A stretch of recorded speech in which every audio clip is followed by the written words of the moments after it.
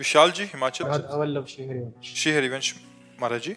महाराज जी आपका प्रश्न थोड़ा ऐसा है कि जैसे कभी महाराज जी युद्ध आदि का संयोग होता है जिसमें किसी का पति हो सकता है, किसी का भाई होगा, किसी का बेटा होगा। महाराज जी वो तो युद्ध में जैसा भी उनका भी जो भी उनका कर्तव्य ही है, पर महाराज जी पारिवारिक जन बहुत चिंतित हो जाते हैं। तो महाराज जी उन परिस्थिति में क्योंकि एकदम भय बना रहता है कि कब कोई ऐसी खबर आ तो जाए, चिंता का विषय लगेगा महाराज जी ही। उस समय अपने मन को कैसे वो करें महाराज? नहीं समझाया जा सकता, क्योंकि हाँ नहीं समझाया जा सकता क्योंकि वो कभी भी पधार सकते हैं। भाई बॉर्डर पे हैं या युद्ध में हैं, कभी भी सैनिक हैं, कहीं भी तैनात कर दिए जाएं, कभी भी पधार सकते हैं। तो अगर समझाना तो मोह ये समझेगा नहीं। ममता रत सन ज्ञान कहानी, अति लोभी सन विरति बखानी, ये व्यर्थ जाता है। अब जैसे ममता से युक्त है कि मेरा भाई या मेरा पति या मेरा पुत्र ऐसे शरण, अब उसको ज्ञान सुहाएगा नहीं, उसको ज्ञान पचेगा भी नहीं। पर वास्तविक बात यह है कि उस समय सोचना चाहिए कि जितनी आयु है उतना ही पुरुष जीवित रहता है। अगर मेरे संबंधी की आयु पूरी है तो कोई मार नहीं सकता। अगर आयु खत्म हो चुकी तो हम तिजोरी में बंद कर लें घर में लाके तो भी मर जाएगा वो। तो ज्ञान के द्वारा हमको अंदर समझाना चाहिए। दूसरी बात, वो वीर गति को प्राप्त हो रहा है जो प्रशंसनीय है। और तो सब मर ही नहीं, एक्सीडेंट में नहीं मर सकता आदमी। भाई घर से निकला है, पता नहीं लौट के आए कि ना आए। वो तो बॉर्डर में देश रक्षा के लिए, राष्ट्र रक्षा के लिए है। तो हमारी चौड़ी छाती होगी जिस समय ये होगा कि वो वीर गति को प्राप्त हुए, तो हमारी चौड़ी छाती होगी कि राष्ट्र के लिए उन्होंने जान गंवाई। यहाँ तो जान ऐसे ही चली जा रही है। एक्सीडेंट हुआ, पूरी की पूरी गाड़ी में जितने लोग सब मर गए, गाड़ी में आग लगी, जिंदा जल गए। तो मृत्यु तो निश्चित समय है। अगर वो युद्ध में कोई अकाल मृत्यु थोड़ी होती, उन्हीं की होगी जिनकी होनी है, अन्यथा नहीं होगी। जहां जिससे जैसी होनी है। पर जिसका प्रमाण वो परमवीर चक्र आते हैं, 16 गोलियां लगी। हाँ उसके 16 बाद भी देख जाके लो, वो बच हाँ गए। 16 गोलियां लगी थी, बिल्कुल बिल्कुल। योगेंद्र सिंह। योगेंद्र, हाँ बिल्कुल। एक गोली तो मर्जी ऐसी लगी कि एक सिक्का था 5 रुपए का या कोई सिक्का था, उसके ऊपर लग के डिवर्ट हो गई। उसी जगह पे सिक्का था और वहीं लगनी थी। हाँ बिल्कुल बिल्कुल, वो भगवान का, उनकी आयु बची थी ना, इसलिए वो अब भी हैं। अगर 16 गोली क्या चीज़, एक में काम हो जाता है, एक में ढेर हो जाता है आदमी, तो ये बात होती है। तो इसमें प्रसन्न रहना चाहिए। यद्यपि तभी हम कह रहे हैं ममता रत्सन ज्ञान कहानी, ये ज्ञान उस समय काम नहीं करता जब अपने प्रियजनों का वियोग होता है तो हृदय फटता है। ऐसा लगता है कि कोई भगवान अगर है तो पुनः जिंदा कर दे, तभी हमें तसल्ली होगी, नहीं तो एकदम वो व्याकुलता हो जाती है। आपको क्या, बड़े बड़े को हो जाती है, बड़े बड़े ज्ञानियों को हो जाती है।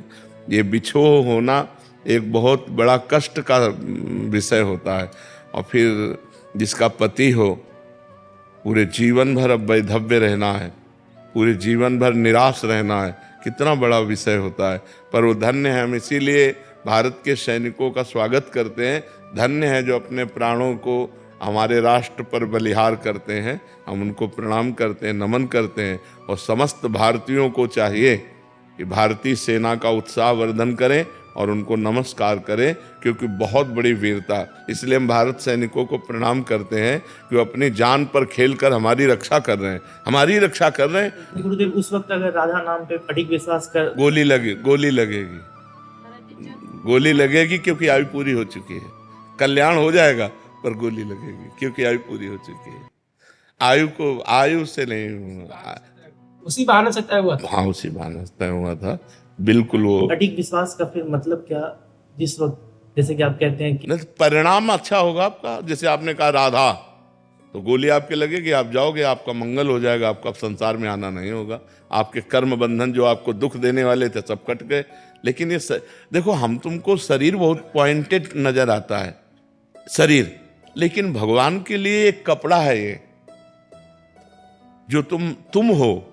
तुम्हें गोली नहीं लग सकती कभी, तुम अविनाशी हो। नयनम छिन्नन्ति शस्त्राणि नयनम दहति पावका न चैनम क्लेदन्त्यापो न शोष्यति मारुता।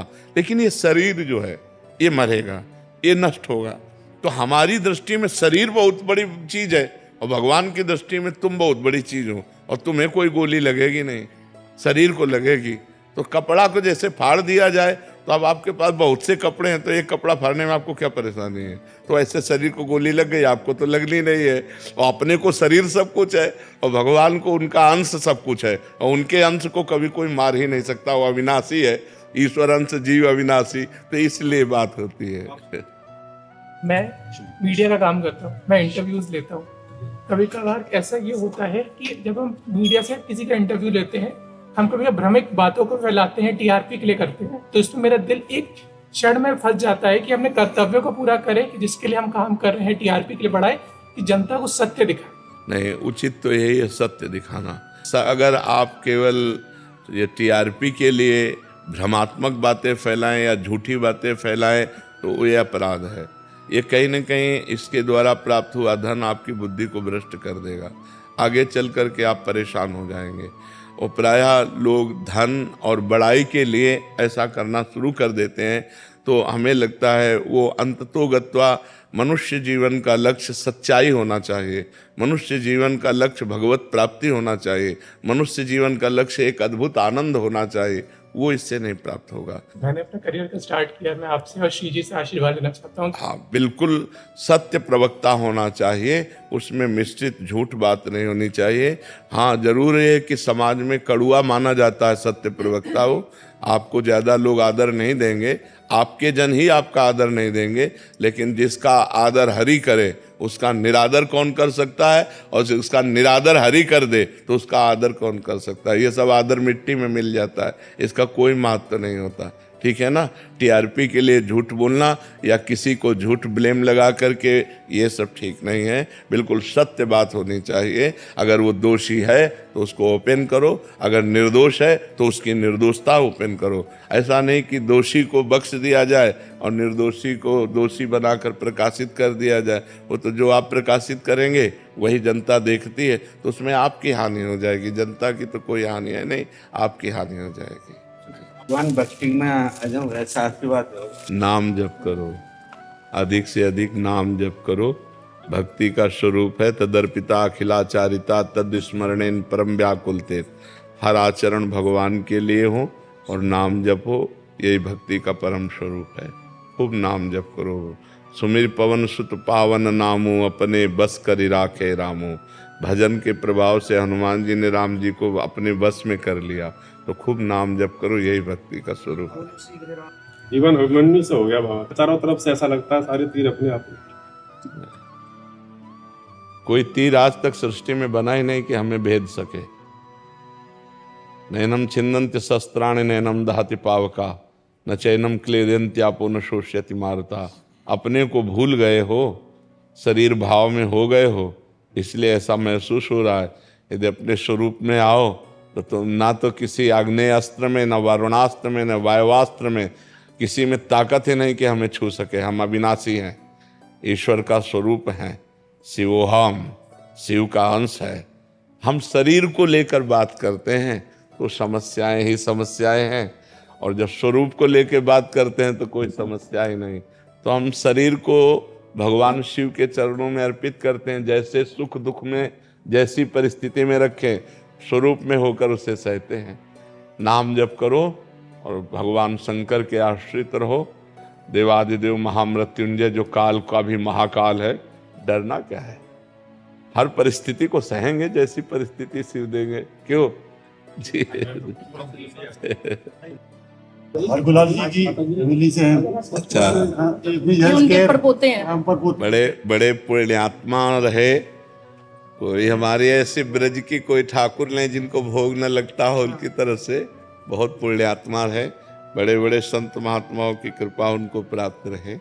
ये सेवा के 100 वर्ष पूरा होने पे ये पुस्तक छपवाई थी। बरसाना की सेवा और बरसाने की सेवा हाँ, सबसे आप उनके पौत्र हूँ। अच्छा, बहुत कृपा पर। हमने लाला जी की 100 वर्ष की सेवा में 1919 में महाराज जी हमने सेवा उठाई थी बाबा ने। आज 2000। अरे आप कितने बड़े पुण्यात्मा। रोज ठाकुर का भोग लग रहा है। बिहारी जी बरसाने में हर जगह, मतलब आप बड़े सौभाग्यशाली हैं। आपका वंश पवित्र है, हाँ, यशस्वी वंश है। जिन बिहारी जी को एक बार भोग लगा दे तो जीव का कल्याण हो जाए। 12 महीना पहली थाल उन्हीं की आती है, हमें हमें अच्छा लगा आपसे मिल करके, अच्छा लगा। महाराज जी दर्शन कर लें। अरे बड़ी कृपा की आप दर्शन देने आए। हमें अच्छा लगा। धन्यवाद। संजय कुमार द्विवेदी जी, प्रयागराज से। राधे राधे महाराज। महाराज जी, आप कह रहे हैं कि संतों के श्रीमुख से सुना कि संपूर्ण समर्पण शरणागति के बिना भगवत प्राप्ति संभव नहीं है। महाराज जी, संपूर्ण समर्पण शरणागति में खेती बाड़ी, मकान, कुछ पैसा संतान को दे दिया जाए या नहीं? यदि किसको दे दिया जाए? किसको दे दिया जाए? नहीं, किसको दे दिया जाए? आप सरकारी आदमी हैं तो आपके पास कुर्सी से लेकर कलम से लेकर के जो कुछ है वर्दी सरकारी है ना, तो दे किसको दोगे? तुम्हारा अधिकार ही नहीं। बात समझनी है, बात समझनी केवल है, कुछ देना लेना नहीं है। जैसे आप अपने ऑफिस में बैठे हो, कुर्सी में बैठे हो, आपको कुछ देने का अधिकार है क्या? आप एक कलम भी नहीं दे सकते। आप कहोगे सरकारी है, आप रजिस्टर को भी कहोगे सरकारी है, जिस कुर्सी में बैठे हो वो भी सरकारी है, आप भी सरकारी आदमी हैं। आप कानून के अंतर्गत केवल कार्य करते रहिए, आपका इतना अधिकार है, आपको देने का अधिकार नहीं। ऐसे ही नाथ सकल संपदा तुम्हारी, मैं सेवक समेत सुतनारी, वो सब सरकारी है, आप केवल सेवक हैं। देने लेने की क्या बात है? एक महाराज जी के यहाँ गए थे तो उन्होंने जो है मतलब जैसे समर्पण शरणागति का मतलब ये कह रहे थे कि जैसे कि जब समर्पण शरणागति होगी, हमारे भगवान दर्शन कराएंगे तो आपको परिवार सहित आश्रम में आकर रहिए, तो जो है उसके बाद ये सब बनावटी बातें हैं, ये सब हम दंभ पाखंड की बातें नहीं मानते। संपूर्ण सृष्टि भगवान की है। यहाँ समर्पण का मतलब अहंकार का समर्पण, यानी कि तुम्हारी कुटिया में आ जाओ, ये सब पाखंड की बातें हैं, ये सब दंभ नाटक की बातें हैं, रुपया घसीटने की बातें। हम इन बातों को नहीं मानते।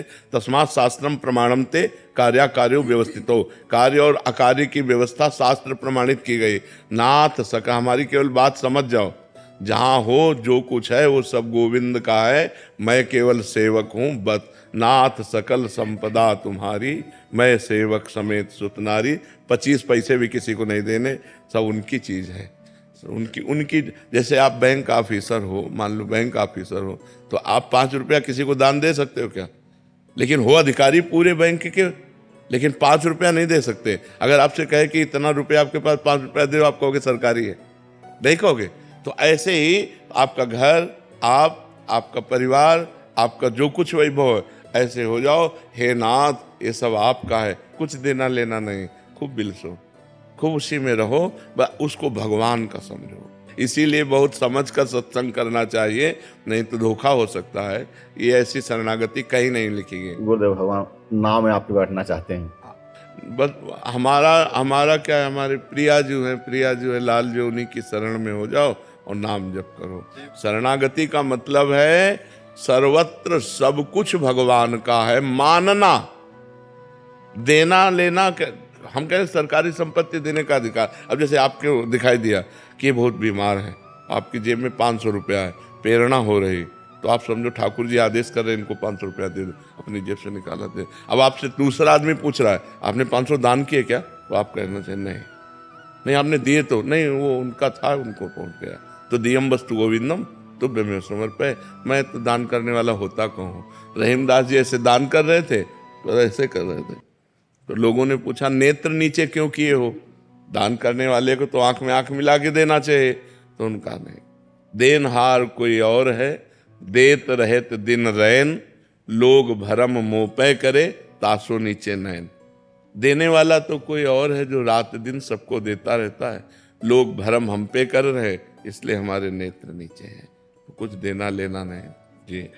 जब अपने कारागार में हम जाते हैं अंदर, तो जो कैदी जन होते हैं तो वो जैसे कि राधे राधे करते हैं या थोड़ा सा बहुत ज़्यादा मतलब सम्मान टाइप का देते हैं, तो कहीं ऐसा जैसे हमको बड़ी खुशी होती है, वो कहीं गड़बड़ हमारे तो नहीं आप उस सम्मान को भगवान को मानिए कि ये सब भगवान हमारे सामने विराजमान है, ये लीला कर रहे हैं, और मन से हाथ जोड़े। जैसे वो राधे राधे कहते हैं तो हमको भी राधे राधे कह लेना चाहिए। वो अगर हाथ जोड़े हैं तो हम भी हाथ जोड़ लेते हैं। स्वीकार ना करें, मतलब प्रणाम सम्मान को अपना ना माने। अब सब प्रणाम नमस्कार, लेकिन एक की भी दृष्टि में चूक नहीं होगी, सबको देखेंगे और एक को भी नहीं मानेंगे कि इसने हमें प्रणाम किया है। नहीं, हम प्रणाम करते हैं। हमारे प्रभु इतने रूपों में आए हैं, मेरे विराट रूप में, लड़का बच्चा बड़े बूढ़े रूप में मेरे भगवान आकर के खड़े हुए मुझे दर्शन दे रहे हैं, बस अपने भाव से। अब अगर आप प्रणाम सम्मान स्वीकार करने लगेंगे तो गर्व रूपी दोष आ जाएगा, और गर्व रूपी दोष आ जाए तो भक्ति में बाधा पड़ जाएगी। इसलिए बहुत सावधान। मंजू शर्मा जी, श्री गंगानगर। राधा वल्लभ श्री हरिवंश। श्री हरिवंश महाराज जी। महाराज जी, मेरा प्रश्न है कि सच्ची आंतरिक शरणागति जिससे भगवत प्राप्ति होती है, क्या ईश्वर की कृपा से होती है? कृपा से विपत्ति होती है, प्रतिकूलता होती है। जहाँ जहाँ राग होता है वहाँ वहाँ से राग का नाश होता है, तब असली में शरणागति होती है। पहले तो बनावटी शरणागति होती है, फिर असली में शरणागति होती है। जैसे गजेंद्र की शरणागति हुई, जब तक उसको उसके परिवार के लोगों ने सहयोग दिया, हाथी हाथिनियों ने, तब तक उसे भगवान का स्मरण नहीं आया, और जब तक उसे अपने बल का, तब तक भगवान का स्मरण नहीं आया। जब देखा कि सब परिवार छोड़कर चला गया, अब मेरे में भी बल नहीं रह गया, अब अगले झटके में ग्राह मुझे जल में डुबो देगा, तो उसे याद आई महाबलशाली परम कृपालु भगवान श्री हरि की, और उसने शरणागत होकर भगवान को पुकारा। द्रौपदी जी ने जब उनका केस पकड़कर दुशासन सभा में लाया तो उनको अपने 5 पतियों का बल था, भगवान को नहीं पुकारा। जब देखा 5 पति ग्रीवा झुकाए हैं तो भीष्म आदि का बल हुआ कि इतने बड़े धर्मात्मा और महाबली के होते हुए मुझे सभा में कैसे ऐसे। लेकिन जब भीष्म आदि से भी रक्षा नहीं हुई तो अपने हाथों का, अपने बल का प्रयोग किया। यही जीव की दुर्दशा है, अपने बल का प्रयोग किया। जब हाथों से भी थक गए तब दांत से दबा लिया। जब देखा अब की झटके में दांत से साड़ी निकल जाएगी तो पुकारा, हे गोविंद द्वारिकाधीश। तो भगवान को आना थोड़ी पड़ा, वो तो सर्वत्र है, वहीं उनके वस्त्र के रूप में प्रकट हो गए। भगवान का वस्त्रावतार हो गया। दुशासन खींचता रहा, यहाँ से साड़ी नहीं हटा पाया, आखिरकार हार करके बेहोश होके गिर गया, लेकिन यहाँ से पल्लू नहीं हटा क्योंकि भगवान का आश्रय हो गया ना। तो शरणागति असल में जब हम सब तरह से हार जाते हैं और कोई रास्ता नहीं दिखाई देता, तब जीव की ये दुर्दशा है कि वो पहले शरणागत नहीं होता। पहले वो अपना बल, अपने साधन का बल, अपने भजन का बल पर शरणागत का मतलब है अजात पक्षा इव मातरम खगा। जैसे घोंसले में चिड़िए का बच्चा है, उसके पंख नहीं निकले, वो अगर दाना लाएगी उसकी माँ तो पाएगी, पानी मुंह में लाएगी तो पाएगी, नहीं तो वो केवल बाट जो होती रहती माँ की। ऐसे उस शरणागत भगवान की कृपा की बाट जो होता रहता है। भगवान की जब कृपा होती है तो ऐसी परिस्थिति दे दी जाती है जिससे एक ही रास्ता बचता है, भगवान। दूसरा रास्ता जब तक है तब तक ये पकड़ेगा। मनुष्य की बुद्धि, अगर कोई फ़ोन नंबर है तो पहले फ़ोन नंबर लगाएगा। जब उसका फ़ोन नंबर नहीं लगेगा कोई काम नहीं बन पाएगा, कोई जगह, कोई आश्रय, कोई व्यक्ति नहीं दिखाई देगा, तो उसे याद आएगी कि एक सहायक है, अब तो भगवान ही सहायता कर सकते हैं, दूसरा कोई सहायता। शरणागति तब होती है जब सब तरफ से निराशा मिलती है, तब एक आशा जागृत होती है भगवान की, और जहाँ भगवान का आश्रय लिया बात बन गई। अभी हम जबान से कहते हैं कि तन मन धन सब तेरा, स्वामी सब कुछ है तेरा, तेरा तुझको अर्पण क्या लागे मेरा, लेकिन पूरे झूठे हैं हम। तन मन धन सब मेरा, स्वामी सब कुछ है मेरा, मेरा मुझको दे दे क्या लागे तेरा।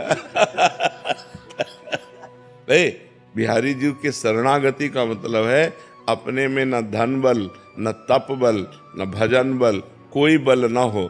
सुनेरी मैंने निर्बल के बल राम, अपबल तप बल और बाहुबल, चौथो बल है दाम, शूर किशोर कृपाते सब बल, हारे को हरिनाम, सुनेरी मैंने निर्बल के बल राम। जो निर्बल होकर के पुकारा तो सबल भगवान उसी समय उसको अनुभव कराए कि मैं आ गया। लेकिन वो पुकार तभी होती है जब सब आश्रय हट जाते हैं। सब आश्रय हटना बड़ा कठिन है, किसी न किसी रिश्ते नाते सगे संबंधी बड़े पदाधिकारी कहीं न कहीं हमारा आश्रय रहता। सबसे बड़े भगवान से हमारा संबंध जो है वो स्वीकृत नहीं है। ममैवांशो, हम भगवान के हैं और ये सारी सृष्टि भगवान की है और सर्व सामर्थ्यशाली भगवान है। कर्तुम अकर्तुम अन्यथा कर्तुम सर्व समर्थ है। अगर संकट है और भगवान को पुकारा जाए तो उसकी निवृत्ति होने में देर नहीं लगेगी, पर पहले भगवान को पुकारा जाए। हम लोग पहले भगवान को नहीं, जब सब जगह से हार जाते हैं तब भगवान को पुकारते हैं, जैसे गजेंद्र, जैसे द्रौपदी जी। लक्ष्मी जी गुड़गांव से। राधे राधे। राधे राधे महाराज जी, आपके चरणों में कोटि कोटि प्रणाम। महाराज जी, मेरे इष्ट देव गुरु नानक देव जी हैं। जब से मैंने वाणी पढ़ना शुरू किया है तब से मेरे अंदर काफी परिवर्तन आया है। महाराज जी, मेरे उनसे मिलने का बहुत मन है। महाराज जी, उनसे कैसे मिला जाए? वाहे गुरु वाहे गुरु वाहे गुरु, आठों पहर जपो वाहे गुरु वाहे गुरु, एक श्वास भी खाली न जाए वाहे गुरु वाहे गुरु।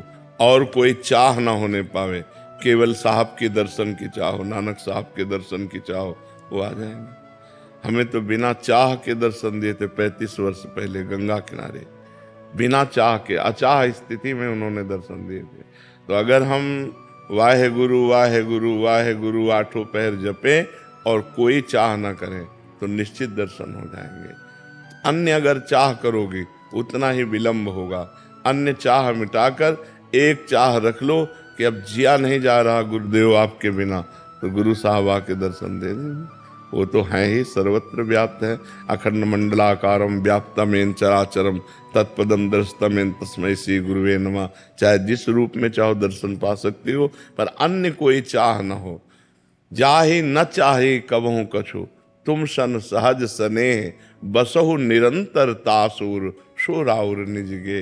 अन्य चाहें अगर हैं तो फिर भगवान का दर्शन या गुरु साहब का दर्शन, गुरु और भगवान एक ही हैं, ये दर्शन मिलना मुश्किल है।